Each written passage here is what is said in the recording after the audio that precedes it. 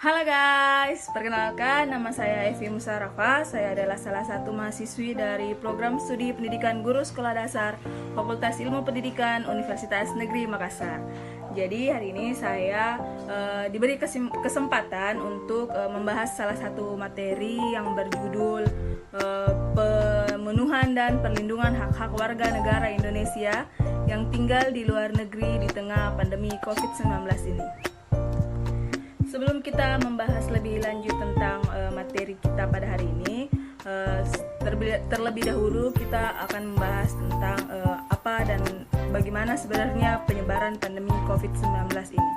Jadi virus corona atau lebih sering disebut dengan COVID-19 atau COVID-19 ini merupakan sebuah virus yang mulai tersebar pada akhir tahun 2019. Penyebaran COVID-19 ini dapat dengan mudah karena hanya dengan bersentuhan fisik seperti kulit dari orang-orang yang terjangkit virus COVID ini terkena dengan orang yang tidak terjangkit virus, maka virus itu akan berpindah. Begitu pula dengan penyebarannya melalui udara ketika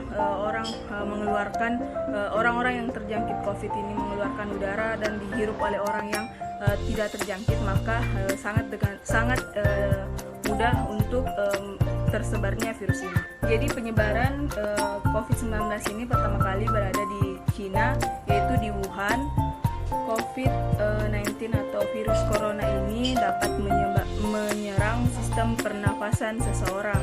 Dengan itu sangat penting untuk seseorang menjaga imunitas dirinya, karena ketika seseorang memiliki imunitas yang rendah, maka tingkat untuk terjangkit virus corona ini atau COVID-19 ini akan lebih tinggi. Orang-orang yang berumur 50 tahun ke atas lebih tinggi kemungkinannya untuk terjangkit COVID-19, dibuktikan dengan banyaknya pasien yang berumur 50 tahun ke atas. Karena pasien-pasien yang memiliki umur 50 tahun ke atas ini memiliki imun rentan terserang penyakit. Pandemi COVID-19 telah merenggut banyak sekali jiwa di seluruh dunia. Selain banyak orang yang meninggal karena terjangkit virus ini, keadaan sosial ekonomi sekarang semakin down, di mana banyak sekali warga negara, termasuk warga negara Indonesia yang berada di dalam negeri maupun di luar negeri, merasakan yang namanya pemutusan hak kerja luar ruangan.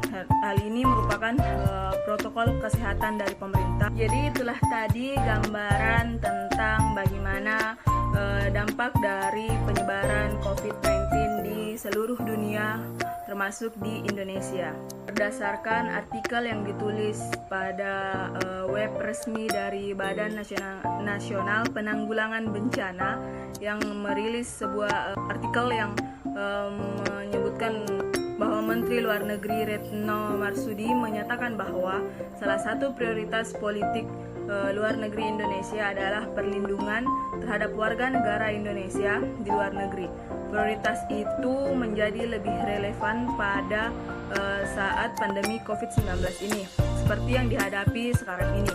Tapi di balik pernyataan Menteri Luar Negeri Retno Marsudi, banyak warga negara Indonesia yang berada di luar negeri memilih untuk pulang ke Indonesia, dan hal ini merupakan salah satu tugas dari Kementerian Luar Negeri, karena harus terus menjaga agar protokol kesehatan tetap dilaksanakan mencegah penyebaran COVID-19 di Indonesia.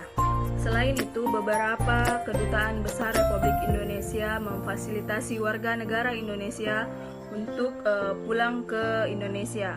Beda dengan KBRI yang berada di Bogota, Kolombia, KBRI di sana tidak melakukan fasilitas berupa pemulangan WNI-nya, melainkan memberikan kebutuhan pokok yang dibutuhkan oleh WNI di sana.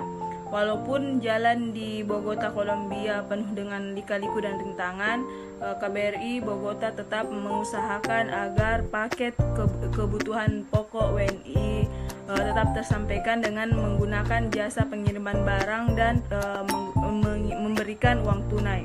Hal ini membuktikan bahwa pemerintah negara Republik Indonesia tidak mengesampingkan keberadaan warga negara Indonesia yang bekerja di luar negeri. Marilah sama-sama kita tetap mematuhi protokol kesehatan yang telah diberikan oleh pemerintah dan melakukan pencegahan serta pemutusan mata rantai penyebaran COVID-19 baik itu di Indonesia maupun di seluruh dunia.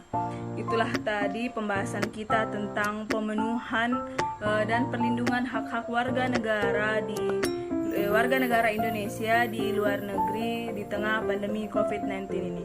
Semoga apa yang kita bahas hari ini bermanfaat dan kita semua selalu diberi kesehatan oleh Allah Subhanahu wa taala.